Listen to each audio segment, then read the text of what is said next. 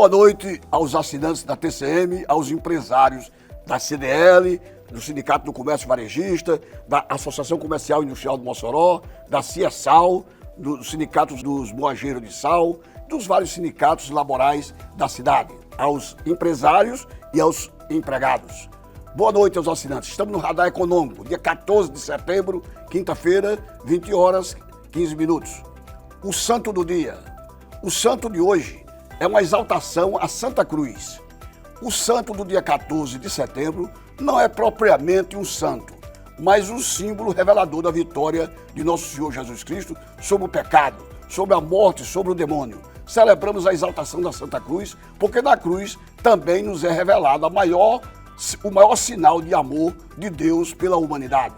Não é apenas um santo no dia 14 de setembro que nos voltamos hoje. Nesta data, a nossa reunião é com todos os santos, para que possamos exaltar a Santa Cruz, ela que é a fonte de santidade, que simboliza a vitória do nosso Senhor Jesus Cristo sobre as tentações. Nós, porém, pregamos um Messias crucificado, escândalo para os judeus, loucura para os pagãos. Já dizia Coríntios 1:23. Inicio o Radar Econômico de hoje com a notícia de saudade.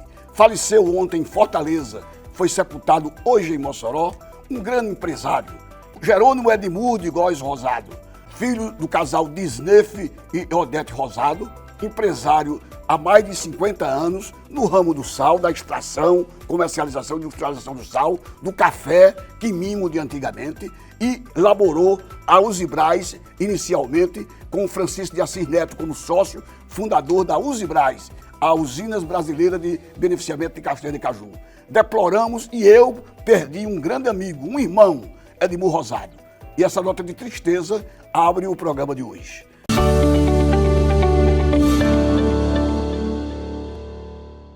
As notícias de economia da semana. O México desbanca a China como principal fornecedor de produtos para os Estados Unidos da América. É isso mesmo, você ouviu certo. No primeiro semestre de 2023, os americanos compraram 25% menos mercadoria dos chineses. A pandemia acelerou a diversificação das cadeias produtivas de suprimentos globais. E o Canadá aparece em segundo lugar. Em primeiro lugar, o México e o Canadá, que são vizinhos dos Estados Unidos, substituíram a China, lá na Ásia, como principal exportador para os Estados Unidos da América, o que representa um impulso na estratégia de exportar produtos para países mais próximos geograficamente. Incentivado pelas cadeias produtivas de abastecimento, mais diversidade, é a primeira vez desde 2003, portanto há 20 anos, que os mexicanos passam os chineses como principais fornecedores dos Estados Unidos da América. Os americanos importaram cerca de 203 bilhões de dólares em mercadoria da China nos primeiros 6 meses deste ano, 25% menos do montante do período de 2022, de acordo com os últimos dados do Departamento do Comércio do país. Os números não são ajustados pela inflação. O país asiático, a China, é agora o terceiro maior fornecedor para os americanos, dos Estados Unidos, ficando atrás do México e do Canadá, vizinhos ao sul e ao norte dos Estados Unidos da América. As importações de bens do México subiram 5,4% no primeiro semestre de 2023 em relação ao ano passado. A Alemanha e o Japão também estão entre os 5 maiores exportadores, ocupando o 4º e 5º lugar. A China era o principal fornecedor de produtos para os Estados Unidos por mais de uma década, com os laços comerciais entre os dois países atingindo um pico no ano passado. O comércio bilateral está sendo desafiado pelo crescimento e o afastamento entre Washington e Pequim, por conta das questões que incluem direitos humanos, comércio justo e concorrência com a tecnologia e mercados. Montadoras se instalam no México com produção chinesa, mas empresas mexicanas. No entanto, à medida que os consumidores dos Estados Unidos ficam mais exigentes, a demanda por produtos fabricados na China diminui, enquanto, inclusive, os telefones e roupas que estão sendo fabricados agora no México, mesmo com origem do produto na China. É uma novidade no comércio internacional. O açúcar em alta favorece empresas brasileiras. A valorização do preço do açúcar no mercado internacional vem beneficiando empresas brasileiras produtoras de matéria-prima, listada na B3, que é a Bolsa de Valores brasileira. Desde o início do ano, o índice de referência da commodity acumula uma valorização de 64% em Nova York. O motivo da alta do preço do açúcar tem relação direta com questões climáticas. Na Índia, atualmente o maior produtor mundial de açúcar e, consequentemente, a redução da produção da safra. O país asiático desbancou o Brasil do posto de maior produtor de açúcar nos últimos 2 anos. Além disso, outro fator que contribui com a diminuição da produção da commodity no mundo é que a Índia está migrando parte da sua produção da cana-de-açúcar para a fabricação de etanol. Devido à quebra da safra da Índia, hoje é o maior produtor global, mas grande parte de sua produção é oferecida, grande parte, ao mercado local, que possui cotas para exportação. A Tailândia também é outro grande produtor de açúcar e tem privilegiado o cultivo de outros produtos.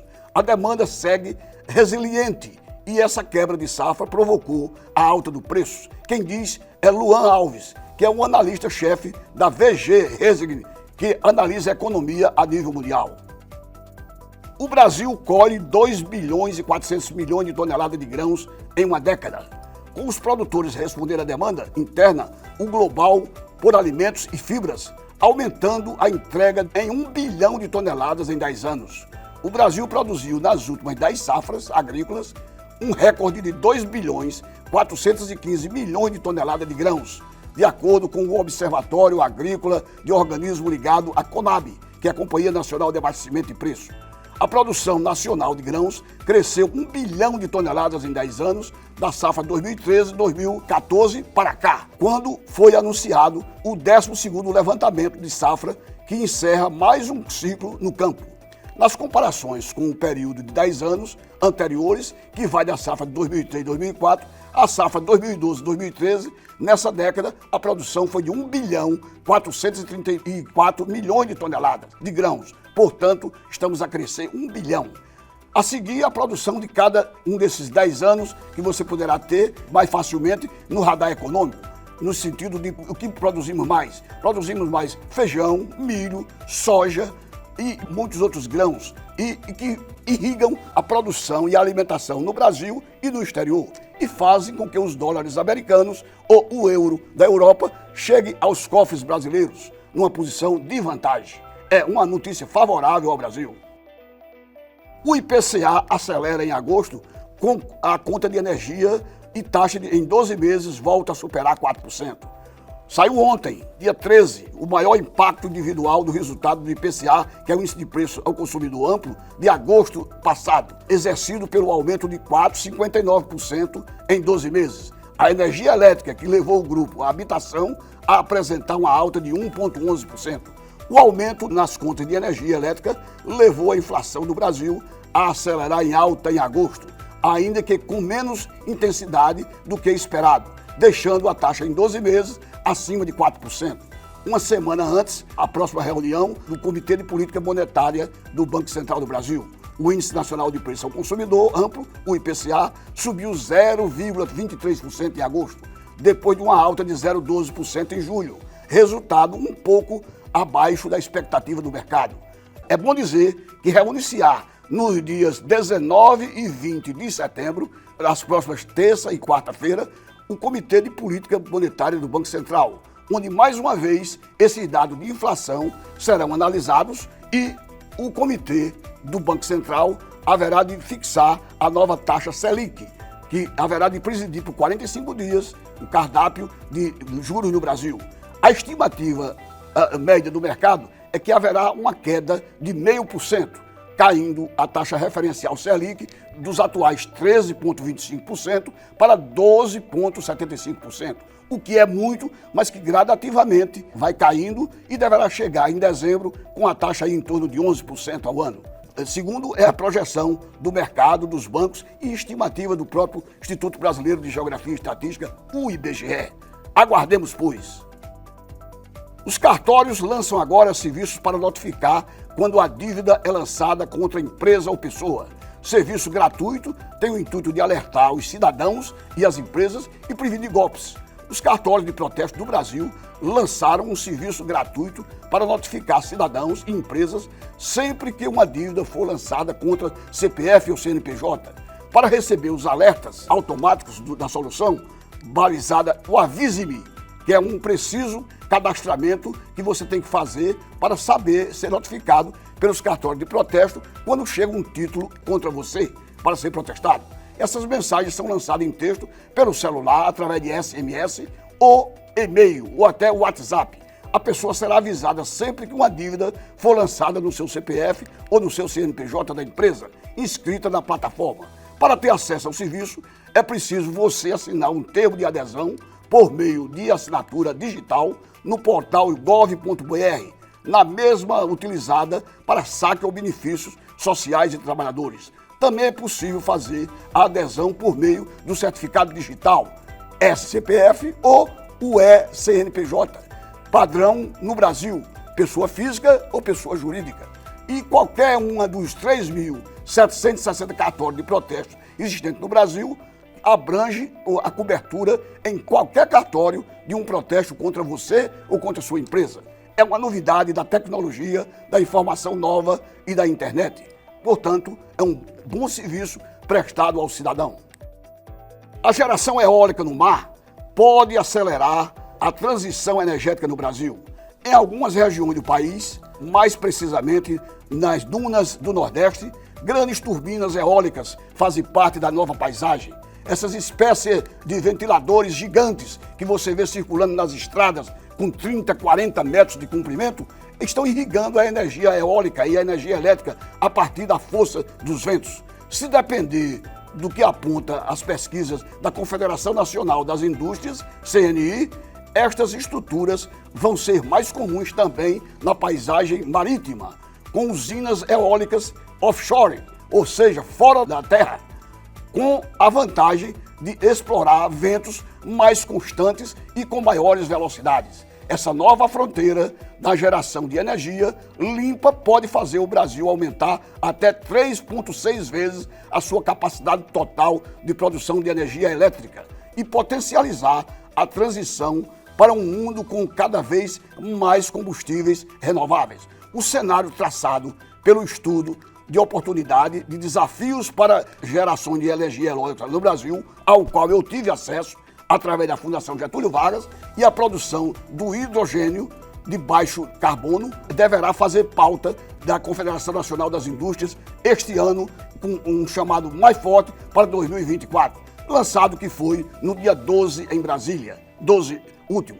Portanto, é um crédito e um evento de diálogo que você pode ter o Brasil fabricando energia limpa, renovável, não só nas montanhas, nos elevados, nas cidades com ondulação maiores na sua geografia, mas no próprio mar, dando ao Brasil condições de concorrer com energia com os Emirados Árabes, com a Arábia Saudita e com países produtores de petróleo, não só o fóssil, mas também produtor de energia elétrica limpa.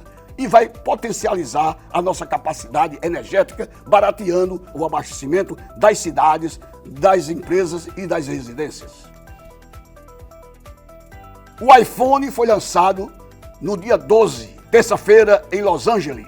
iPhone, o telefone da Apple, lançado mundialmente no dia 12 de setembro, nos Estados Unidos da América, e começa a ser vendido o iPhone 15, que é a grande novidade, lançada inicialmente na Califórnia.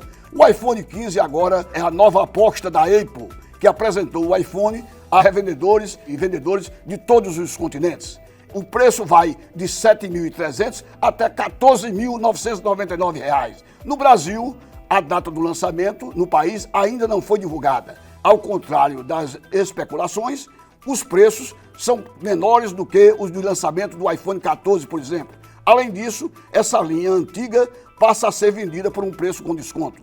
Veja as principais novidades reveladas pela Apple. A principal mudança na nova geração é a voz de modelos que deixaram de usar a conexão LinkTime exclusiva do fabricante e passaram a adotar a entrada USB-C, mais popular, isso porque a União Europeia vai obrigar as empresas a padronizar carregadores de celular. Assim, o iPhone passa a ser 15 a nova novidade esperada no Brasil. Já o IBGE divulga dados sobre o consumo de carne, ovos, leite no Rio Grande do Norte em 2023. O Instituto Brasileiro de Geografia e Estatística, IBGE, divulgou na última semana os dados de suas recentes pesquisas sobre o abate de suínos e bovinos, a produção de ovos e de leite no primeiro trimestre de 2023 no Rio Grande do Norte, no nosso elefante. Segundo a pesquisa, o Rio Grande do Norte tem registrado queda acentuada no abate de suínos e também de bovinos, quando comparado com o mesmo período de 2022. O levantamento destacou que o abate de 2.397 cabeças de suínos representou uma queda de mais ou menos 50% em relação ao primeiro trimestre de 2022 e de 12,3% na comparação com o primeiro trimestre de 2023. Já o abate de bovinos foi de 16.132 cabeças de gado no segundo trimestre de 2023, abril, maio e junho, configurando-se uma queda de 18,9% em relação ao mesmo período do ano 2022. Agora, é bom dizer, que mais a mais, tanto na carne bovina como na suína, e principalmente na bovina, a carne pré-embalada, que vem, às vezes, do centro-oeste ou do norte, ou mesmo do nordeste, e não é contada e é vendida em fatias, em lombos, já empacotados, essa carne não é contada como produção ou abate do Rio Grande do Norte, que já teve um rebanho bovino potente, mas devido às inclementes secas do passado, esse rebanho foi diminuindo e diminui gradativamente, tanto no Siridó, como na Zona Oeste, como na região do Potengi, que são as três regiões principais, o agreste norte rio-grandense. A aquisição de leite no Rio Grande do Norte também registra uma queda de 1.600.000 litros no segundo trimestre de 2023. A aquisição de leite cru, feita pelos estabelecimentos que atuam, teve uma inspeção sanitária no Rio Grande do Norte e foi de 17.300.000 litros. Aumentou 3% em relação ao segundo trimestre de 2022, mas uma queda de 8,5% frente ao primeiro trimestre imediatamente anterior. Uma série histórica da pesquisa mostra o resultado que interrompeu 2 trimestres consecutivos de altas no consumo de leite, o leite de vaca. Com relação à produção, no Rio Grande do Norte, é a 20ª produção entre os estados que mais produzem leite no Brasil. E veja que temos 26 estados e o Distrito Federal. E nós estamos em 20º lugar. O número de ovos produzidos no Rio Grande do Norte também subiu. No segundo trimestre de 2023, a produção de ovos de galinha foi de 9.900.000.000 de dúzias, enquanto a maior, a do mesmo trimestre do período anterior, havia caído. Portanto, os ovos de galinha passam a substituir, em parte, a carne bovina, a carne suína e até a produção de leite no Rio Grande do Norte. Os dados da OPEP, que é a Organização dos Países Produtores de Petróleo, confirma que o petróleo no Brasil ascendeu a significativas somas. O destaque é o relatório mensal de combustíveis divulgado pela OPEP, a Organização dos Países Produtores de Petróleo. Na manhã de terça-feira, dia 12, o cartel alterou a sua expectativa para a produção de combustível líquido no país no final de 2023, incluindo uma alta de 40.000 barris por dia no Brasil. Caso se confirme, a projeção superará a 300.000 barris por dia a produção registrada em 2022, para uma média de 4 milhões de barris por dia, ou seja, crescerá a 4 milhões de barris, mais 300.000 barris diários da nossa produção de petróleo. A revisão da OPEP, otimista, através de forte ritmo da produção, registrado em julho. O crescimento da produção de petróleo e derivados no controle brasileiro é atribuído, em grande parte, à instalação de 2 novas plataformas de exploração no pré-sal brasileiro, Campos Basin, no Espírito Santo, e Almirante Barroso, em Búzios, na costa do Fluminense. Segundo o cartel, o Brasil pertence a um grupo pequeno de países não alinhados à OPEP, que inclui China, Estados Unidos, Cazaquistão, Guiana e a Nicarágua, que respondem por um momento global excelente na produção de petróleo. Na contramão, a OPEP menciona uma queda nas exportações da Rússia. Quanto aos biocombustíveis, a OPEP diz que a produção do Brasil permaneceu inalterada, em uma média de 671.000 barris por dia. com dados preliminares sugerindo uma tendência estável. Para 2024, a projeção da produção de combustíveis líquidos, incluindo biocombustíveis, deverá crescer 120 mil barris dia. E aí chegaremos a 4 milhões e 500 mil barris dia em 2024 com a produção de petróleo no Brasil. Lembre-se, meu caro assinante da TCM, que há 70 anos, em 1953, quando Getúlio Vargas, presidente da República, fundou a Petrobras, o Brasil não produzia uma só gota de petróleo. E hoje temos uma produção de quase 4 milhões de barris diários. É um relatório referente a agosto que eu tive acesso da OPEP, chegando através da Fundação Getúlio Vargas.